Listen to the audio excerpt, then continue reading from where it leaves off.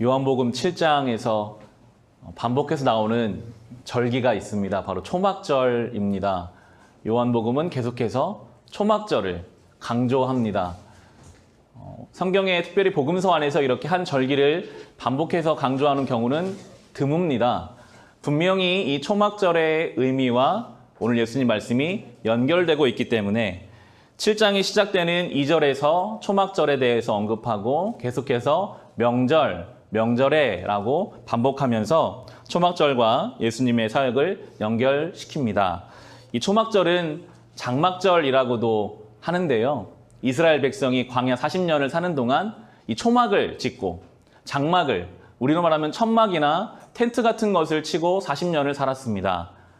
어느 날 밤에 그 전날 하나님 말씀 따라서 어린 양을 잡아서 유월절을 지내고 났더니 그날 밤에 바로 광야 생활이 시작된 거예요.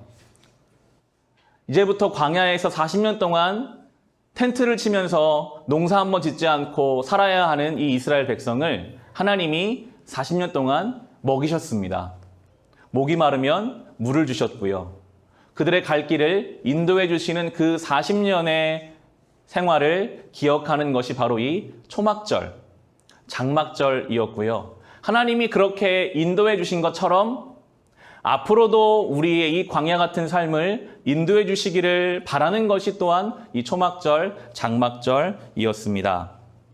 그래서 이 초막절에는 일주일 동안 지키는데 매일 아침에 제사장이 실로암 연못에 가서 물을 떠다가 제단에다가 붓는, 그렇게 초막절을 지켰습니다. 일주일 동안 아침마다 가서 물을 떠다가 붓고, 하나님이 광야 같은 생활 가운데 우리의 생수가 되어주셨듯 앞으로도 그렇게 해달라고.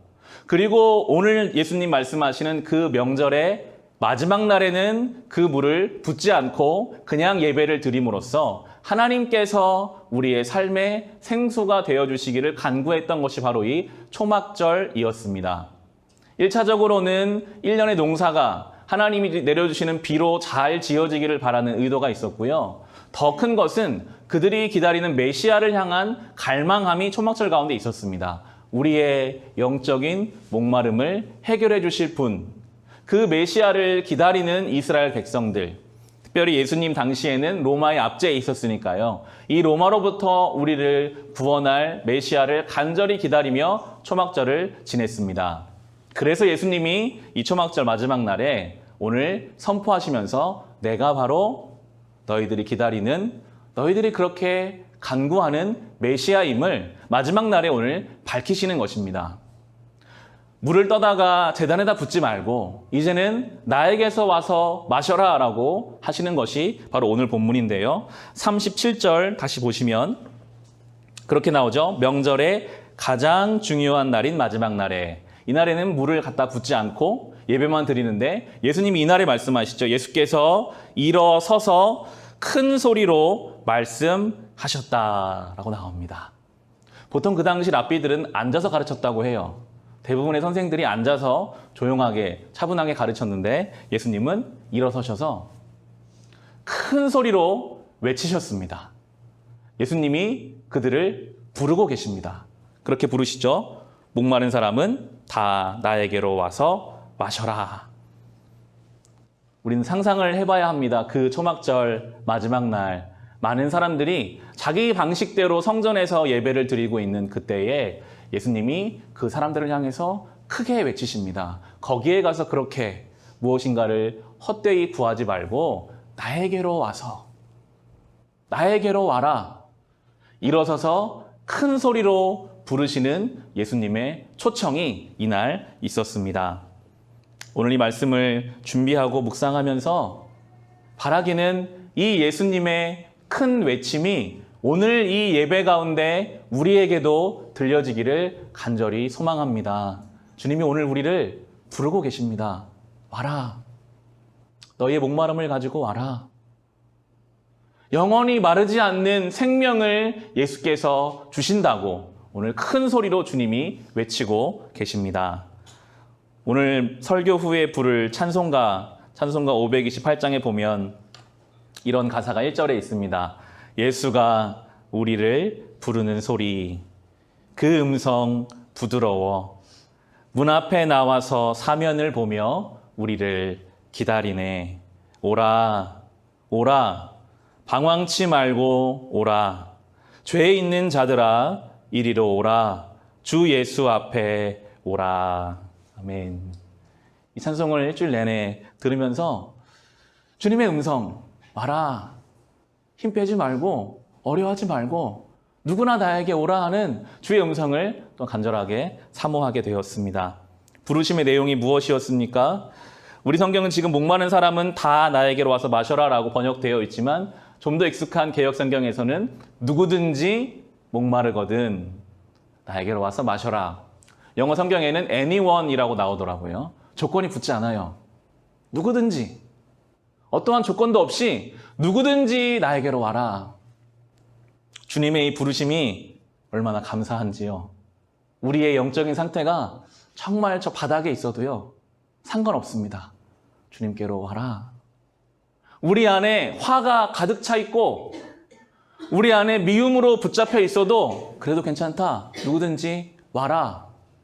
염려와 근심으로 우리의 마음이 딱딱해져 있고 심지어 이 예배에 오는 순간에 우리의 마음에 하나님을 향한 기대감이 없다 할지라도 상관없다. 누구든지 나에게로 오라라고 주님이 부르십니다. 세상은 그렇지가 않거든요. 조건을 따져서 부릅니다. 우리가 다음 주에 살펴보겠지만 이 예수님의 설교를 들은 무리들의 반응이 막 나눠집니다.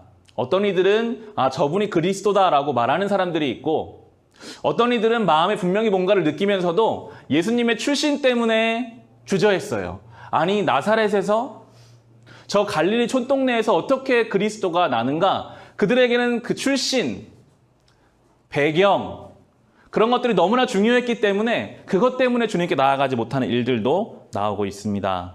예수님께서는 그런 건 따지지 않으시죠. 누구나 나에게로 오라. 이것이 복음입니다. 우리는 주님께 나아갈 조건이 안 됩니다.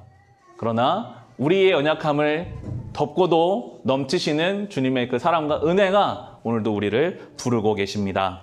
예수님이 부르시는 그 부르심의 내용을 보면 목마름에 대해서 말씀하십니다. 누구든지 목마르거든. 목마름에 대한 말씀을 주님이 하십니다. 이 목마름, 우리의 삶을 잘 들여다보면요. 목마름을 우리의 삶의 어떠한 결핍을 채우기 위해 살아가는 것이 우리의 인생임을 알 수 있습니다. 결국 인간의 삶은 이 목마름을 향한 투쟁의 역사입니다. 어떻게든지 이 목마름을 채우기 위해서 열심히 일도 하고요. 돈을 벌고요. 돈을 모으고요. 어떻게든지 나의 이 해결되지 않을 것 같은 목마름을 채우기 위해서 우리는 열심으로 살아가고 있습니다. 인간은 창조되는 그 과정, 창세기 2장에 보면 하나님이 인간을 지으시면서 흙으로 지으시고 하나님이 코에다가 생기를 불어 넣으셔서 인간이 되거든요. 창조되는 그 순간부터 우리 안에는 하나님으로만 채워질 수 있는 어느 부분이 있습니다. 이 부분은 하나님이 아니고서는 채워지지를 않아요. 그런데 인간이 죄를 지음으로 하나님과 분리되면서부터 이 채워지지 않는 것을 가지고 살아가게 되죠. 이게 죄입니다. 죄는 어떤 행동이 아니라요. 우리의 상태입니다. 채워지지 않는 하나님으로만 채워질 수 있는 그 공간을 갖고 사는 존재. 채워지지가 않아서 늘 목마르고 이걸 채우기 위해서 별의별 수를 다 쓰면서 살지만 실패를 경험할 수밖에 없는 저주된 상태가 바로 죄인데 그래서 이 목마름을 하나님으로만 채워질 수 있는 부분을 우리가 체험받기 위해서 오늘 예수님이 그렇게 말씀하시죠. 나에게로 오라. 내가 그걸 채워주겠다. 예수님께로만 가야만 그게 해결되는데 우리는 그것을 잘 모르니까요. 오늘 이 본문에 나오는 사람들은 생명의 근원이신 예수님이 바로 앞에 있는데도 못 알아봤습니다. 이게 인간의 모습입니다. 우리 안에 분명히 그 하나님으로만 채워질 수밖에 없는 부분이 있는데도 부정하고 무시하고 인식하지 못하고 그렇게 살아갑니다. 그래서 늘 목마르고 늘 부족함을 느끼는 것입니다. 우리가 목마름을 해결하기 위해 주님께로 나아가야 하는데 그게 안 되기 때문에 바꿔서 주님께서는 우리의 삶에 있는 수많은 결핍과 목마름을 통해서 주님께로 나아올 계기를 만드십니다. 설교를 준비하면서 저는 좀 다양한 설교자들의 설교를 좀 들어보거든요. 요한복음 7장 치면 쭉 설교자들이 유튜브에 많이 떠요. 이찬수 목사님 설교를 잠시 들었는데 그분이 목마름에 대한 이야기를 하면서 자기 딸 이야기를 이제 하는 겁니다. 딸에게 굉장히 먼저 양해를 구하면서 미안하다라고 이야기하시면서 그 딸이 대학 입시를 삼수를 했대요. 재수를 해서 대학에 합격했는데 어느 날 그 딸이 대학에 입학금과 등록금을 다 환불해가지고 집에 와서 나에게 꿈이 있어서 내가 한 번 더 도전해보고 싶다. 그런 이야기를 했고 그래서 그러면 이번이 마지막이다 해서 삼수를 준비해서 시험을 쳤고 대학 입시 원서를 넣어놓고 나서 입시철이 겨울이잖아요. 입시 원서를 넣어놓고 나서 그때부터 이 딸이 평소에 하지 않던 새벽 기도에 날마다 나온다는 거예요.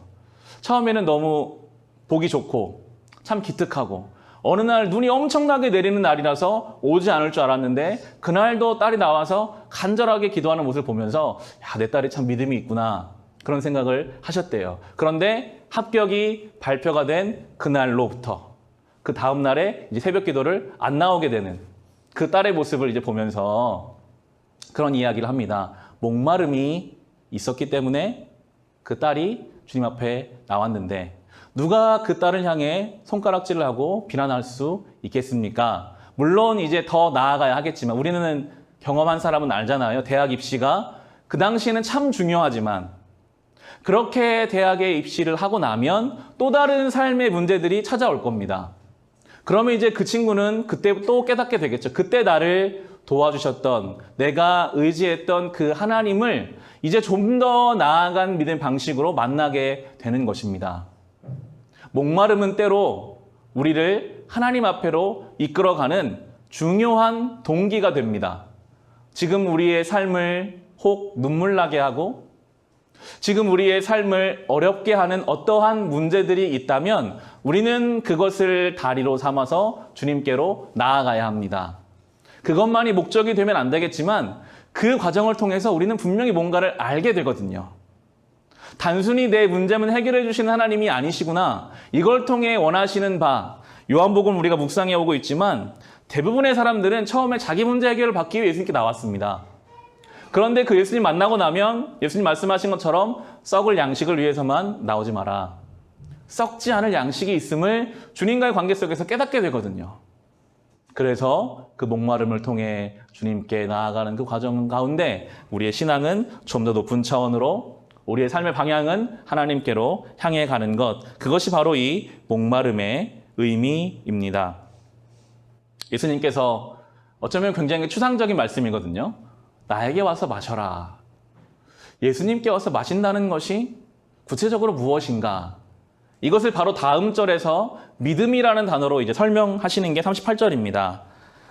나에게 와서 마셔라 하고 나서는 나를 믿는 사람은 성경이 말한 바와 같이 그의 배에서 생수가 강물처럼 흘러나올 것이다.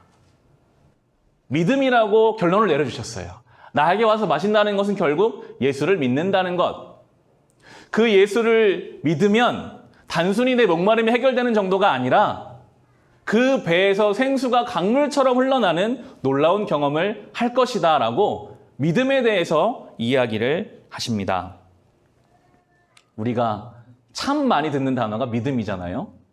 그런데 믿음이 무엇입니까? 정말 오늘 예수님 말하는 믿음이 무엇일까요? 신앙생활을 오래 하면 오래 할수록 우리는 우리에게 익숙한 신앙의 개념들을 성경 안에서 끊임없이 재정의해봐야 합니다. 믿음이란 무엇인가? 내 생각에서 나오는 믿음 말고 성경이 말하는 믿음이 무엇인가? 그런 관점으로 말씀 보다 보면요, 훨씬 우리의 신앙이 구체화되거든요. 믿음에 관한 많은 성경의 말씀들이 있지만 하박국서에 보면 오직 의인은 믿음으로 말미암아 살리라 라는 표현이 있어요. 믿음으로 말미암아 살리라. 그런데 이 하박국 선지자에게 표현됐던 믿음으로 말미암아 살리라 라는 이 말씀이 로마서에서도 다시 한번 인용되고요. 히브리서에서도 갈라디아서에서도 반복해서 믿음으로 말미암아 살리라 라고 믿음을 우리에게 설명해 주세요. 믿음은 그냥 아는 것, 인정하는 것이 아니라 믿음으로 살아가는 것이 믿음입니다. 우리의 삶의 방식이 믿음이 되는 것.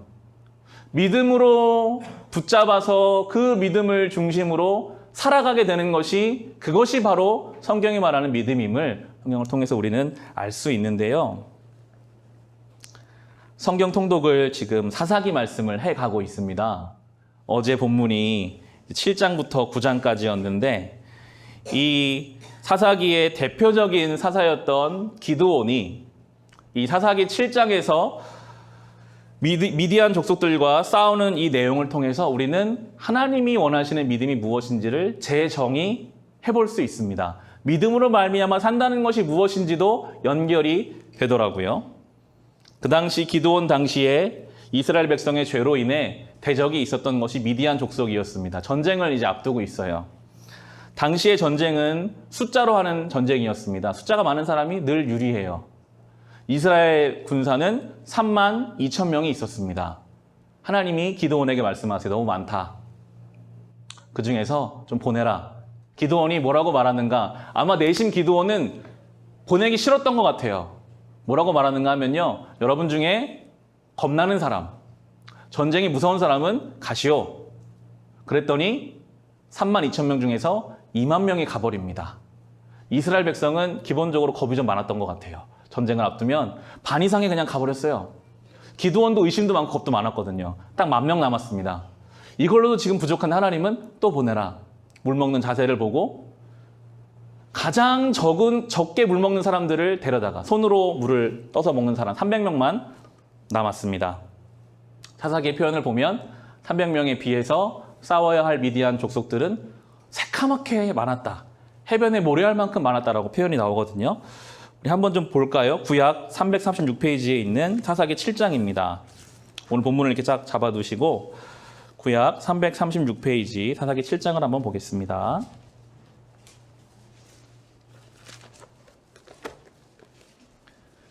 사사기 7장의 10절입니다. 300명 남았습니다. 겁 많은 사람들 다 갔고 물을 다르게 먹은 사람 다 갔고 300명 남은 이 상황. 당연히 기드온은 겁났고요. 자살행위입니다. 죽으러 가는 겁니다. 하나님이 그 마음을 아시기 때문에 7장 10절에 보면 하나님이 기드온에게 이렇게 말씀하시죠. 내가 내려가기가 두려우면 너의 부하와 함께 먼저 적진으로 내려가 보아라.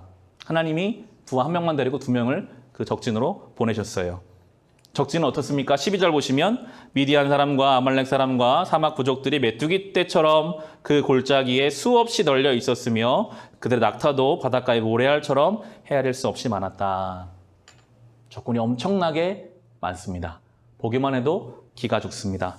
그런데 이어지는 13, 14절을 보시면 기드온이 그곳에 이르렀을 때에 마침 한 병사가 자기가 꾼 꿈 이야기를 친구에게 하고 있었다. 내가 꿈을 꾸었는데 보리빵 한 덩어리가 미디안 진으로 굴러 들어와 장막에 이르러서 그 장막을 쳐서 뒤엎으니 그만 막이 쓰러지고 말았다네 하고 말하니까 꿈 이야기를 들은 그 친구가 말하였다. 그것은 다름이 아니라 이스라엘 사람 요아스의 아들인 기드온의 칼이 틀림없네. 하나님이 미디안과 그 모든 진을 그의 손에 넘기신다는 것일세 라고 이야기를 듣게 하십니다. 성경의 표현이 정확하죠.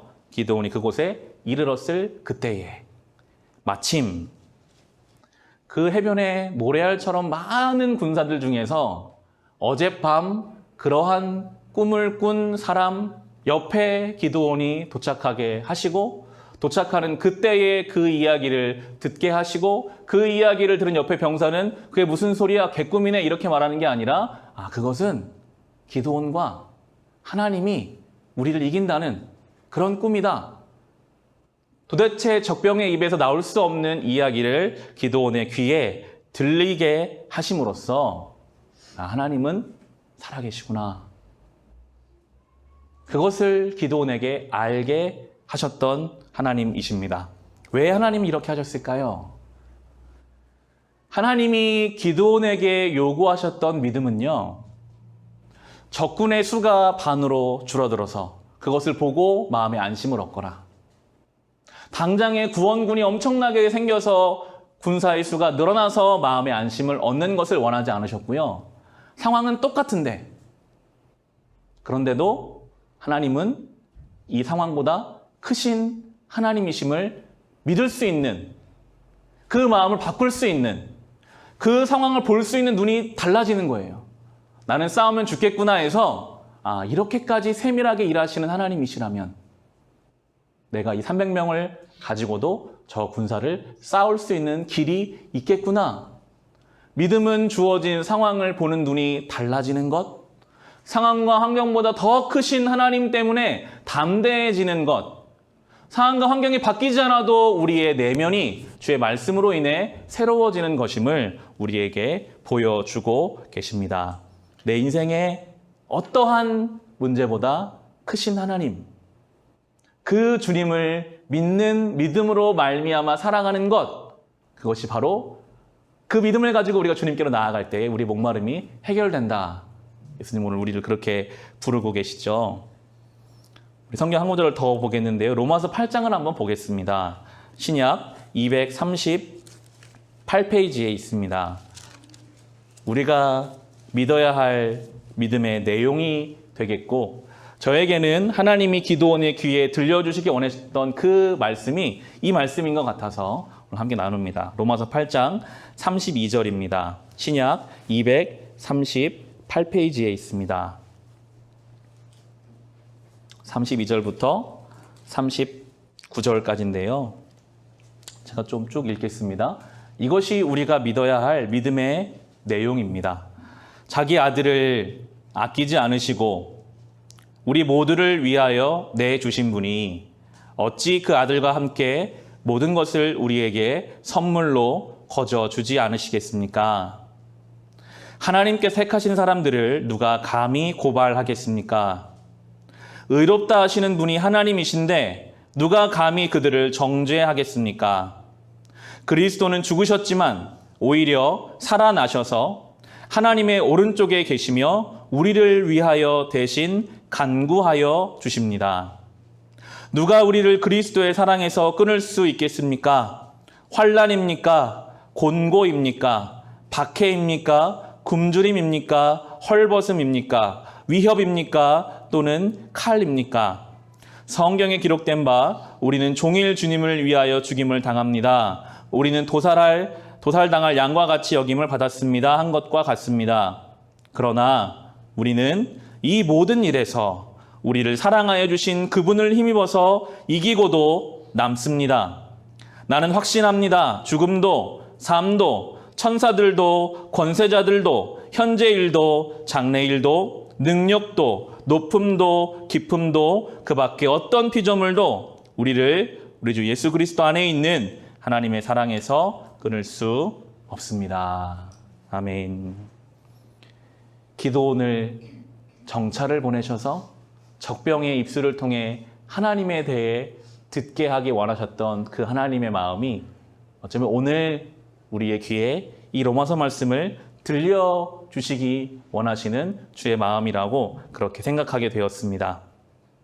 그 아들을 주신 하나님이 우리에게 무엇을 주시지 않으시겠습니까? 죽으시고 부활하신 예수 그리스도가 오늘도 하나님의 우편에서 우리를 위해 간구하신다는 것을 믿는 자가 어떠한 문제 앞에서 흔들리겠습니까? 오늘 바울은 담대하게 이 로마서로 고백하죠. 나는 확신합니다. 그 어떤 것도 하나님의 사랑에서 우리를 끊을 수 없습니다. 이 믿음으로 말미암아 사는 인생이라면 우리의 삶의 어떠한 갈급함과 목마름도 다 해결받을 수 있음을 오늘 예수께서 우리에게 말씀해 주십니다. 다시 오늘 본문으로 돌아가서 이제 말씀을 정리해 가겠습니다. 요한복음 7장 38절입니다. 나를 믿는 사람은 성경이 말한 바와 같이 그의 배에서 생수가 강물처럼 흘러나올 것이다. 여기서 말하는 배는 우리의 이런 배를 뜻합니다. 음식으로 채워져야 하는 배. 좀 더 깊이 들어가면 우리의 욕망을 뜻합니다. 무엇인가로 끊임없이 채워져야만 하는 우리의 배인데 예수를 믿는 사람은 이 배에서 생수의 강이 흘러나올 것이라고 우리에게 말씀하십니다. 이것이 성도입니다. 이 배를 채우기 위해서 날마다 근심하며 욕심내며 살던 존재가 어느 순간 예수 그리스도로 인해 이제 이 배에서 생수의 강이 흘러나가는 존재로 우리를 바꾸시겠다. 그것이 예수를 믿는 믿음이다. 그것이 성도이고 그것이 복음이라고 우리에게 말씀하십니다. 성경에서 물 그리고 강은 늘 생명을 뜻합니다.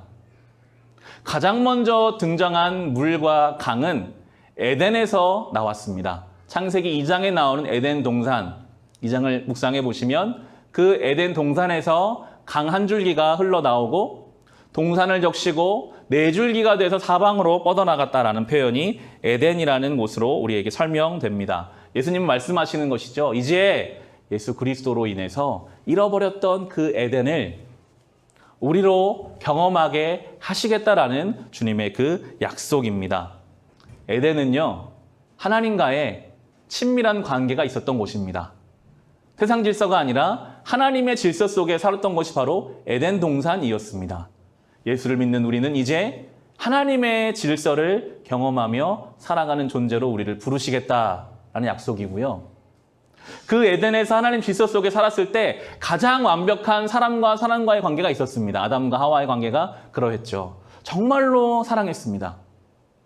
아무것도 입지 않았으나 부끄러워하지 않았습니다. 단순히 육체적인 것이 아니라 모든 것을 공유할 수 있는 그런 인간관계를 뜻합니다. 죄를 짓자마자 부끄러워서 가렸거든요. 우리가 예수 안에서 이 에덴을 경험하고 하나님 질서 속에 살아갈 때 그때로부터 우리의 관계들도 온전하게 회복되어 간다라고 성경이 우리에게 말씀해 주고 계십니다. 예수님이 이 땅에 오신 이유가 막힌 담을 허무시고 하나님과 우리의 관계를 화평케 하시고 그리고 우리로 모든 관계 속에서 화평함을 누리게 하시기 위한 것임을 이 말씀을 통해서 우리는 생각해 볼 수 있습니다. 말씀을 정리하겠습니다. 예수님이 초막절 마지막 날에 일어서셔서 크게 외치셨습니다.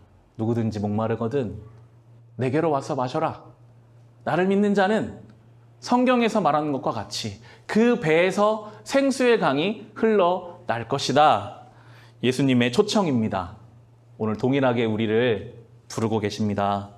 우리의 목마름을 가지고 주님께로 나아갑시다. 지금 우리의 삶을 목마르게 하고 어렵게 하는 그것이 주님께 나아갈 길이 될 것입니다. 주님 안에서만 해결되는 삶의 갈급함을 믿음으로 말미암아 사는 것으로 해결받읍시다. 오직 주님만 해결해 줄 수 있는 삶의 갈급함이 있기 때문에 그것을 해결받을 때에 우리에게 참된 평안이 있고요.